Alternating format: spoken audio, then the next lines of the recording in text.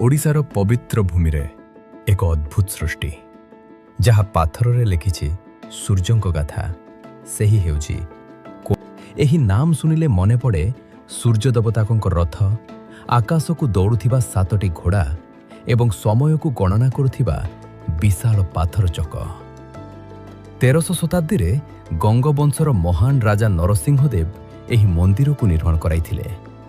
एहा केवल मंदिर नुहे, एहा हेउछि एक विशाल सूर्य रथ। मंदिरर 64टी चक समयर 24 घंटा को प्रतीक करे। प्रत्येक चकरे रहिछि सूक्ष्म कलाकृति जहाँ आज भी आधुनिक विज्ञान को आश्चर्यचकित करे। कुहा जाए एही मंदिरर चक देखि समय गणना करा जाउथिला। सूर्यर किरण पड़िले समय निजे कथा कहूथिला।